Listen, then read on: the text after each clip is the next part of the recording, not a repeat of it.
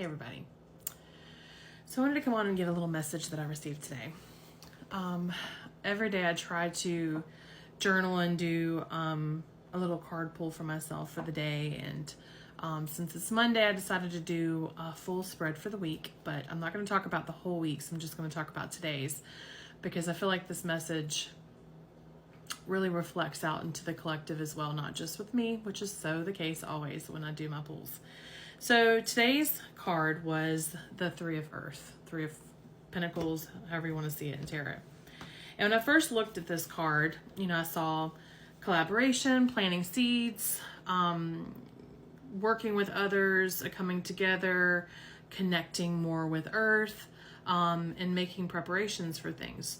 But as I looked a little deeper into the card, and because I have been studying the gene keys of human design for months, there's an animal in this card, and there's a squirrel.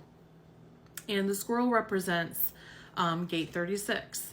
And gate 36 is a representation of Pisces, the sign Pisces. And when I looked at the current transits that are being highlighted and influencing into the collective, this is the gate. I don't have this gate personally in my chart, but it is being highlighted and activated in all of us. And it has been since Saturn went into Pisces in March 7th, to be exact, of 2022. And it's going to stay there until June 12th of 2025. So as I was reading about this gene key, the shadow of it is turbulence. And the gift is humanity, and the city is compassion. To know about the gene keys, you're moving into three different stages, or through three different stages of this gate, this gift. So the shadow would be the lower frequencies, and then the gift would be the higher frequencies, and then the city would be the enlightenment of that message, that lesson. So I'll just read to you some of the notes that I took from the book of what I was reading of that gene key.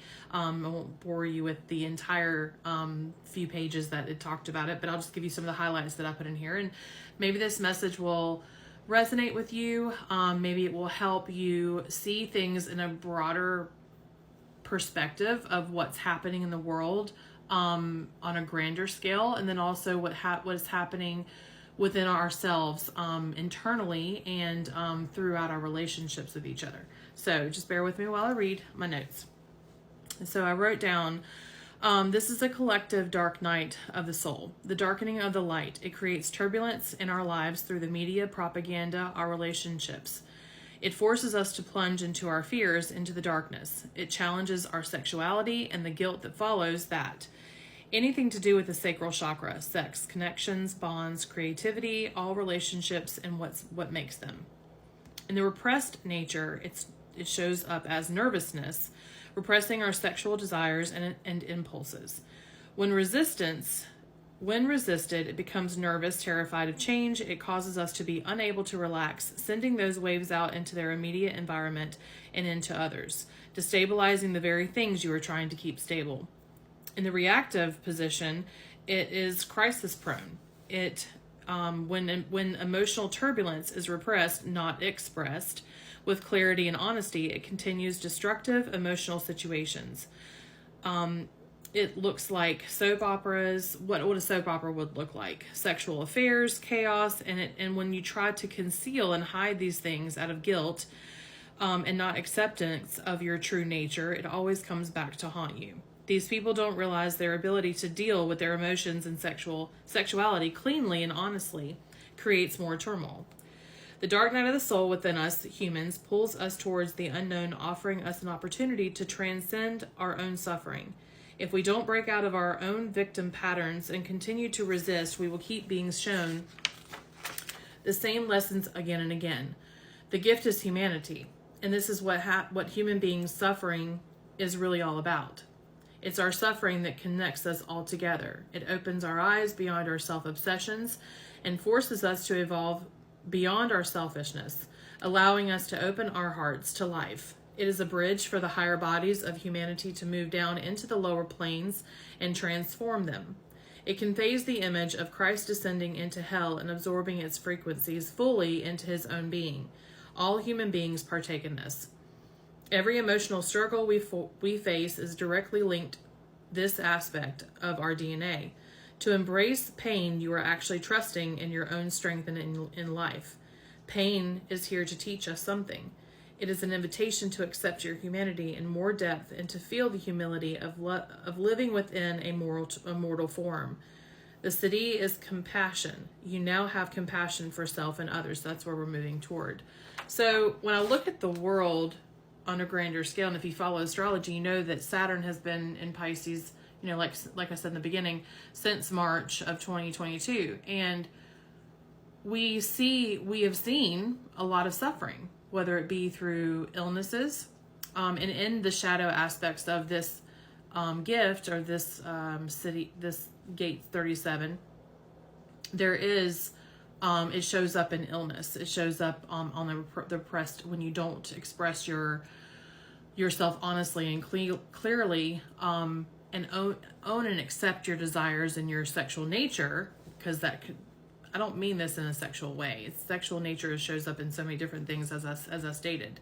But when you repress all of that and you don't follow the things that bring you joy and light you up, and are what you truly want, it gets repressed into your physical body, into your emotions, into your energetic body. And that can show up as illness and all these other chaotic things that can happen in your life.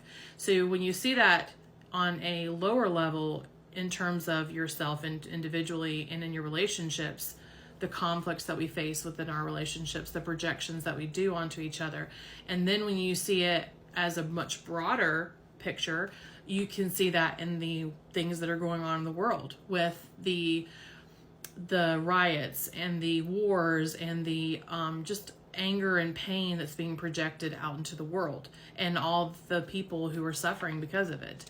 So anyway, I felt this was a very strong message today, in light of all the things that we've been going through as a collective, and in our individual lives. And maybe this will help people understand what this dark night of the soul is, that you hear so many of us talk about in the spiritual community, and that it's not anything to be feared, that fear in itself is the very thing that keeps us repressed and keeps us in the shadows.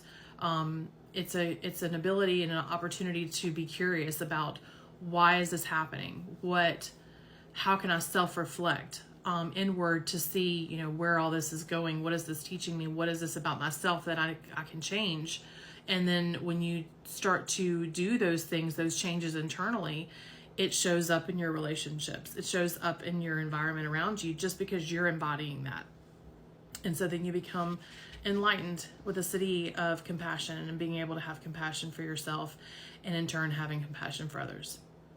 So anyway, I just want to share a message, and I hope it resonates. And if it doesn't, it's okay. I'll talk to you guys later. Love you.